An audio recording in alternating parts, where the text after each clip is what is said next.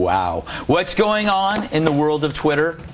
For the answer, we turn to Red Eye's commander-in-tweet, TV's Andy Levy. Thanks, Greg. Fire, the English language, the airplane, 3 of the most important inventions in American history. And now, joining, if not surpassing them, is the online sensation known as Twitter.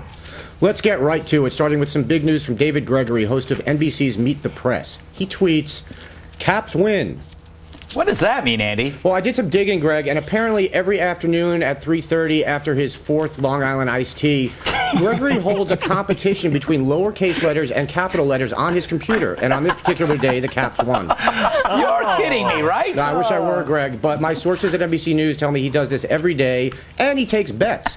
And the thing is, he's usually so bombed, he doesn't realize he's got the caps lock key activated. Dude's lost almost $50,000. Wow. That doesn't mean, you know, if it weren't for the fact that there's a hockey team called the Washington Capitals, I would almost believe that's true. This isn't Canada, Greg. Nobody knows about that. It's true. All right. Well, what else do you have, Andy? Up next is CNN's Rick Sanchez, who on April 29th tweeted, "Okay, gots to go tuck the kiddies in. My turn."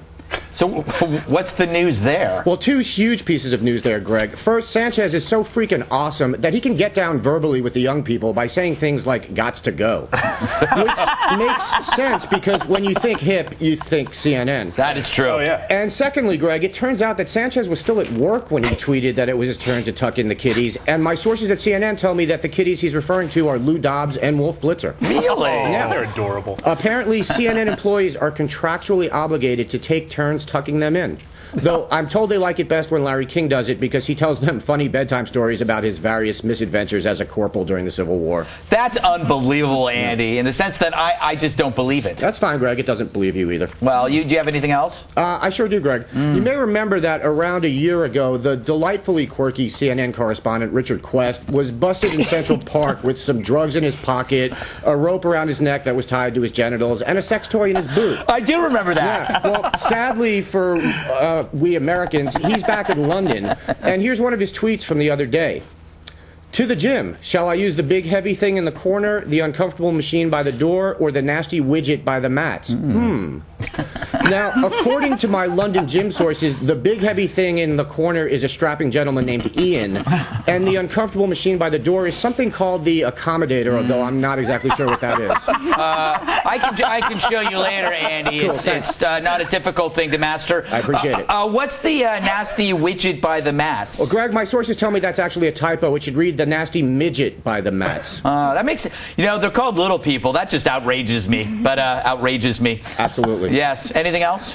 Well, no word yet on which of the 3 Quest ultimately chose, though I'm told it's not out of the realm of possibility that he went with all 3.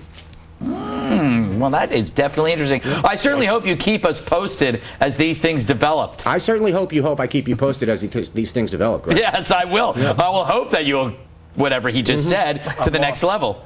All right. Times infinity. Thanks, Andy. You got it. Coming up next, my favorite segment of all segments, I play back some voicemails that you've left on my personal phone line. Tonight's emotion is complacency. I feel like I've been doing pretty well lately, but can't seem to find the motivation to improve myself. Sometimes I think about going to the gym before work, but then decide to just flex in the mirror instead. It's cheaper, and you can do it naked.